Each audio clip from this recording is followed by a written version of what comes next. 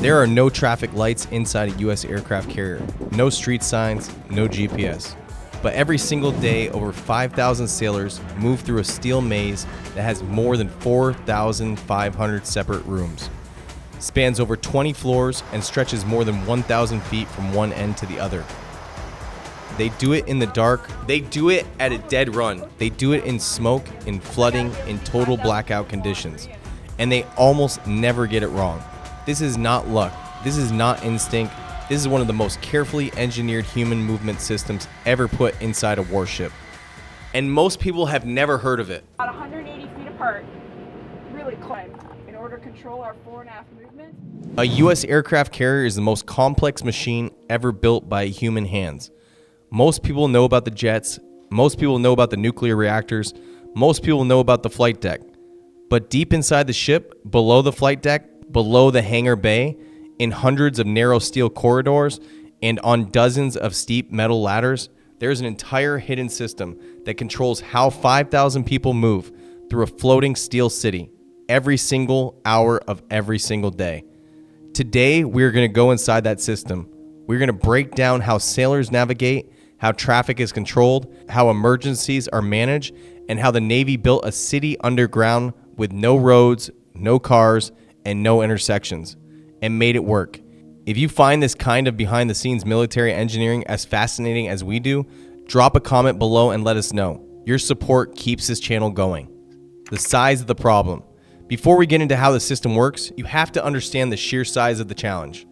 A Nimitz-class aircraft carrier is over 1,000 feet long. It stands 20 stories tall from the keel to the mast top. It has 18 full decks below the flight deck, not counting the levels above it. Inside that steel hull are more than 4,500 separate compartments, berthing spaces, engine rooms, ammunition magazines, medical bays, kitchens, chapels, workshops, control rooms, fuel storage, water tanks. Every single one of those spaces is connected to the others through a web of narrow passageways, steep ladders, watertight hatches, and steel doors. A sailor reporting to a U.S. aircraft carrier for the first time is essentially being dropped into the middle of a city they have never seen before, with no map, no phone, and a clock ticking. New sailors describe the experience the same way almost every time: lost. Completely lost for weeks. But the ship does not stop for anyone who is lost. It keeps moving. The mission keeps running. The meals keep getting served. The jets keep launching. So how does this work? How do 5,000 people move through 4,500 rooms without the whole thing grinding to a halt? The answer starts with something called the Bullseye. The Bullseye, the carrier internal address system.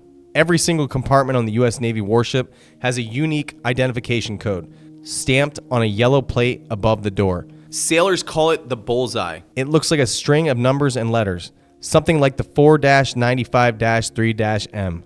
That code tells you exactly 4 things about where you are inside the ship. First number tells you what deck you are on. The main deck, the highest continuous deck, running from the front of the ship to the back, is numbered 1. Every deck below that is numbered higher. Deck 2 is directly below deck 1.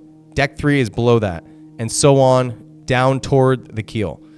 Going the other direction, the levels above the main deck are labeled with 0 in front. The first level above the main deck is O1. The next one is O2, and so on. The second part of the Bullseye code is the frame number. Every ship is built around a skeleton of steel ribs called frames. They run from the front of the ship to the back, and they are numbered in order. The frame number tells you exactly how far front back you are inside the ship. Low frame numbers are near the bow. High frame numbers are near the stern.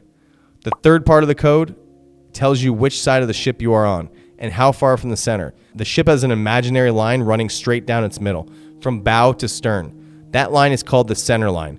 Compartments with even numbers in the position are on the port side, the left side as you face forward. Compartments with odd numbers are on the starboard side, the right. The bigger the number, the farther out toward the edge of the ship you are. And the final part of the Bullseye is a letter code that tells you what that compartment is used for. L means living quarters. M means ammunition. F means fuel. E means engineering. C means a control center. Put it all together, and a sailor anywhere on any U.S. Navy ship can look at a Bullseye code and know exactly where that compartment is without even having been there before. It's not just a labeling system. It is a 3-dimensional address system, for a building that has no streets. The pipes, a second language on the walls. But the Bullseye is only part of the hidden navigation system.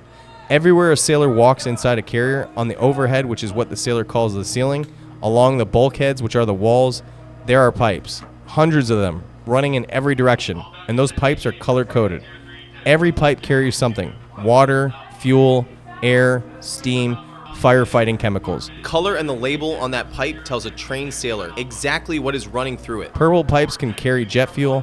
White marking indicates air systems. Pipes labeled AFFF carry aqueous film-forming foam, the chemical used to fight liquid fires. This is not decoration. This is a safety system and a navigation aid at the same time.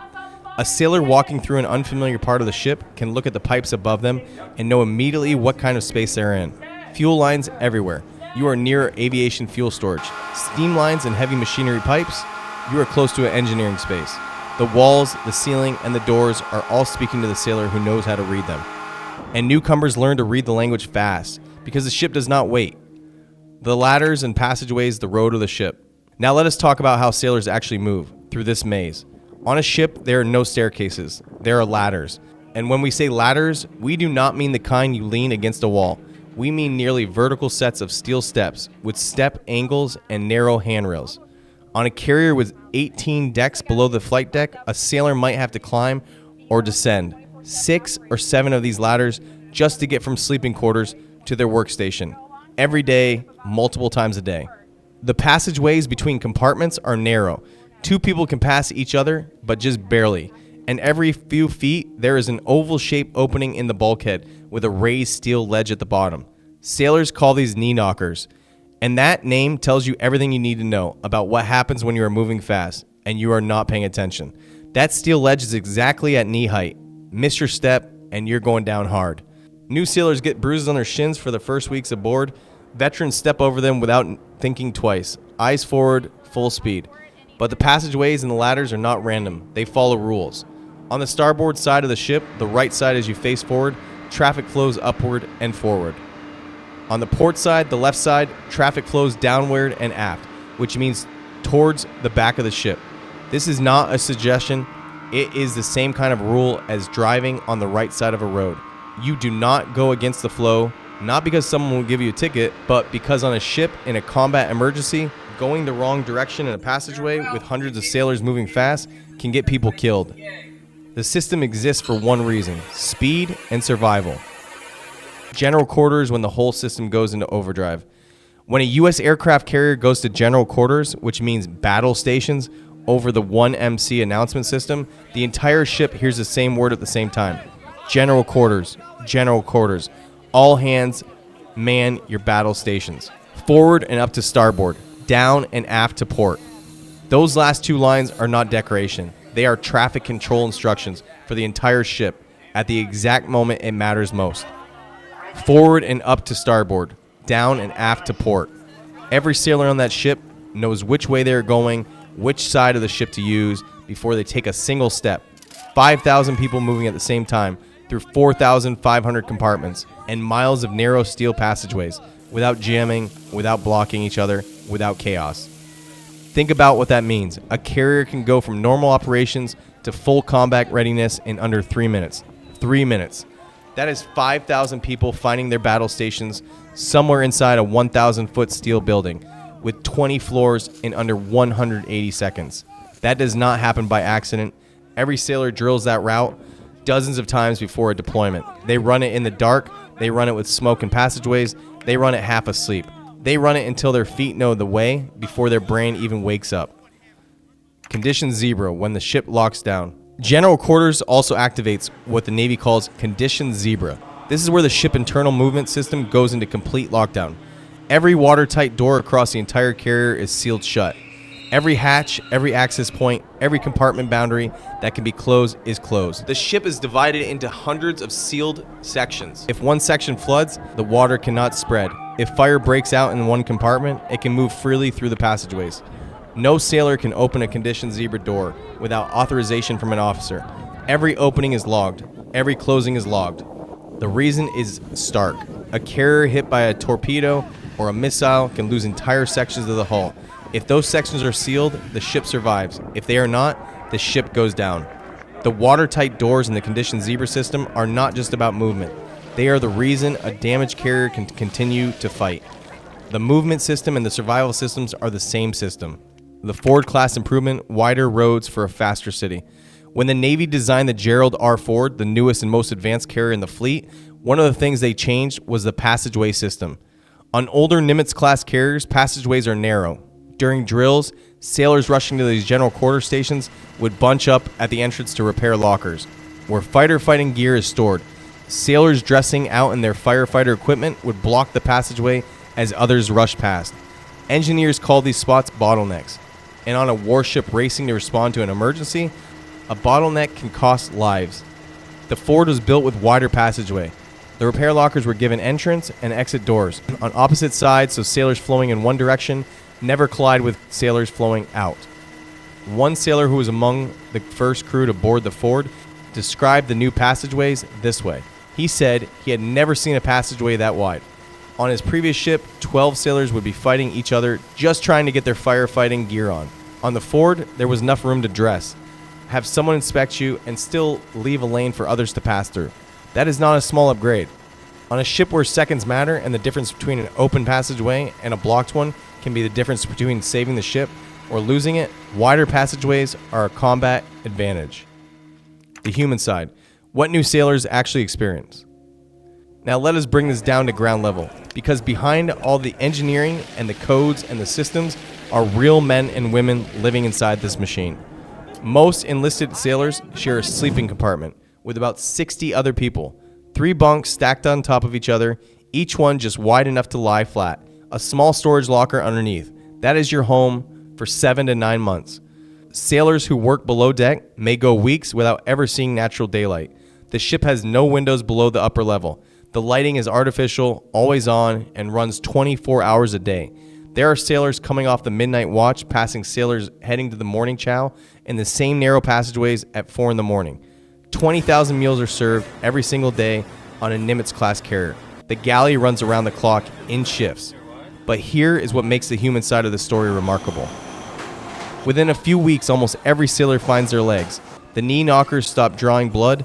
The passageways stop feeling like a maze. The Bullseye codes start reading like street addresses in a city they have lived in for years. When asked to describe how long it took to stop getting loose on a carrier, most sailors say the same thing: a month, maybe 6 weeks. Then something clicks, and after that, you move through the ship like you were born on it. That is what training and repetition do to the human mind. Conclusion.